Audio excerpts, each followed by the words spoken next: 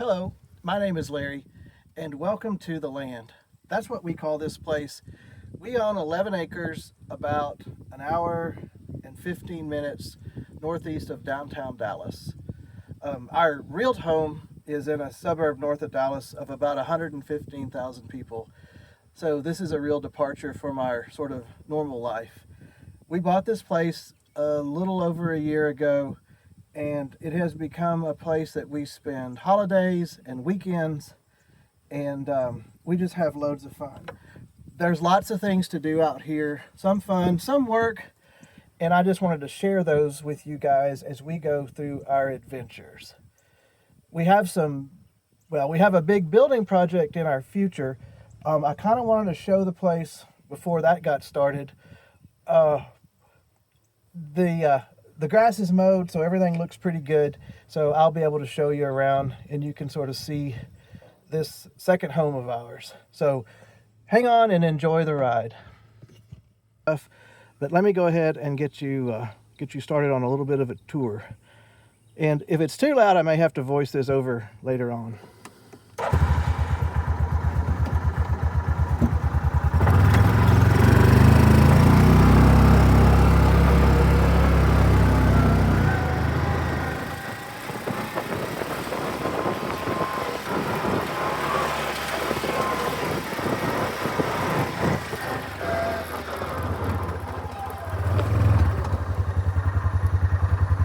All right, so this is the main entrance to our property.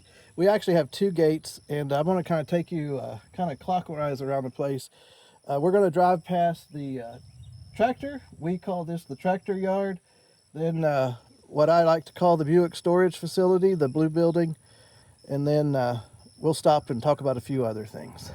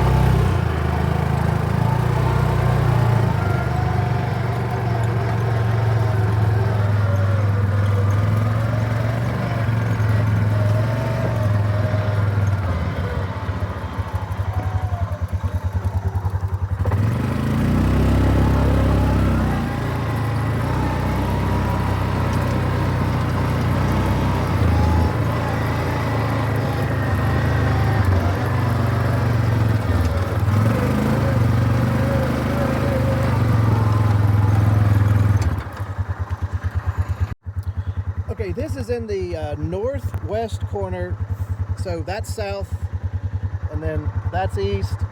And these are our this is our septic tank sprinklers. We call them the stinklers. And anybody that knows modern septic tanks is familiar with these.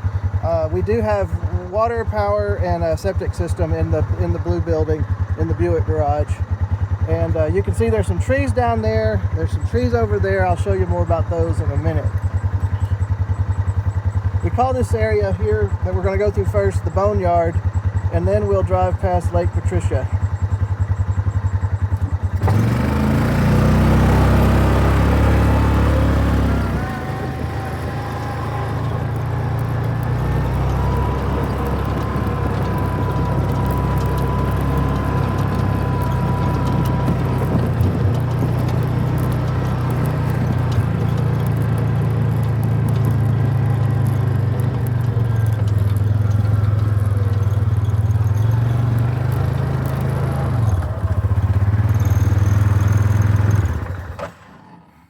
So this is actually a big pile of trees, and there's actually some dirt in the front. It's hard to see. There's some big root balls.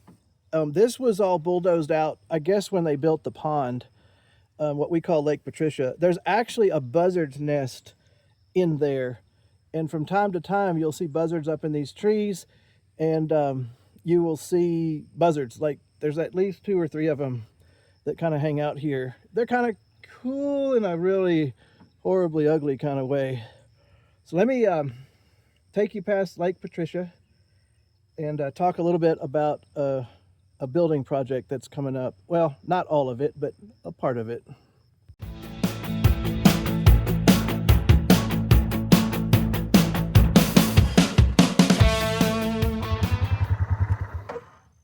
Okay, doke. So this is Lake Patricia. My sister-in-law wanted us to buy a lake house, so we didn't, but we named the lake after her. The little part I'm sitting on, this little dirt area, this, at least some of this, is going to be moved for a building project we have. I've learned that you can save money if you use your own dirt. So they asked me, do you want a bigger pond? And I said, does it save me money? And they said, yep. And I said, sure, why wouldn't I? So it's funny because normally you have to pay somebody to dig you a pond. In this case, it's actually going to save us a little bit of money. So I'm going to go along the western side of the Forbidden Forest, we call it, and take you over to the Bee's Knees.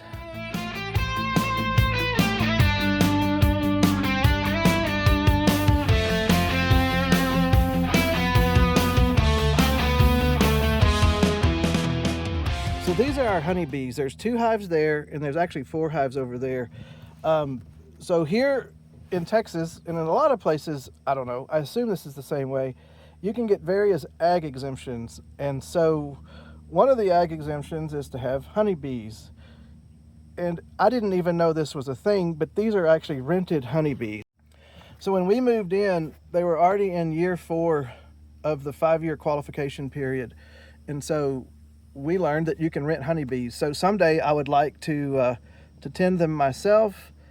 And but right now we're not out here. I know you don't have to be out here much for bees. I'm just not ready to make that commitment yet. That's simplest way to say it. But they're not cheap to rent. I think, do we have 5 or 6 hives? I think it's about $300 a hive to rent.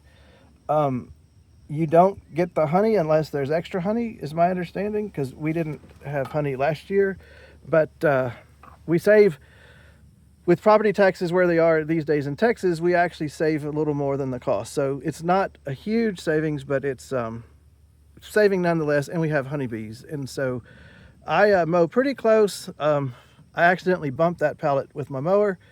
Felt kind of bad for the bees, but we all seem to survive. So there's also remnants of an orchard. There's 1, 2, 3, 4, 5, 6, 7 pecan trees, and I don't know exactly what happened.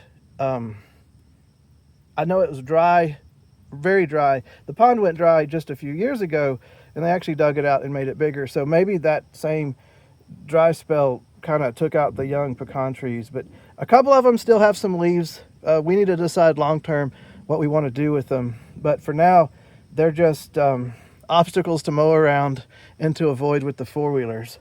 So I'm going to take you back towards the Buick storage facility, the blue building, cross over the pond and or the dam for the pond, and I'll show you a few things on the other side.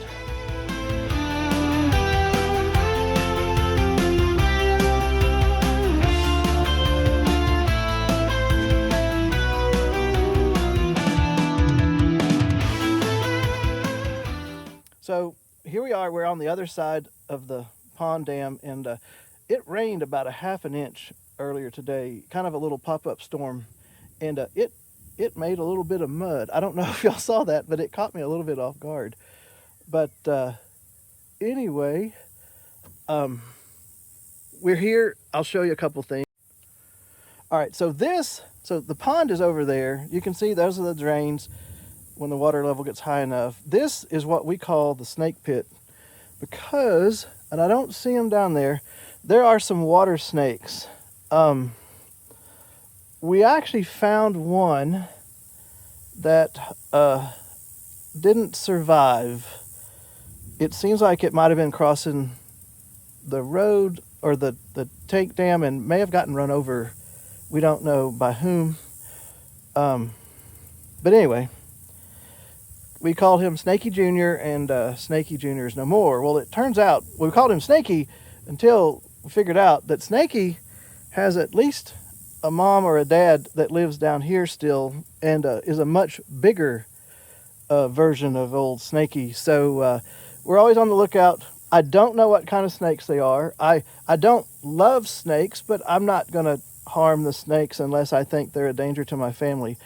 They, I think, are some sort of a just a run-of-the-mill water snake. I don't think they're the cottonmouth water moccasins that I think do live around here. But I'm not going to harm the snake unless I guess there's a really good reason to. So again, just for reference, there's the blue building. This is what we call the swampy forest because there's areas in there where there is some water. And then I'm going to go ahead and turn around, and this field, we call it I don't know what we call it. Maybe y'all can help us name it, but a lot of times there's a lot of wildflowers here. There's not a lot of, there's some weeds, but a lot of grass over here. So I don't know, maybe you guys can come up with a really good name.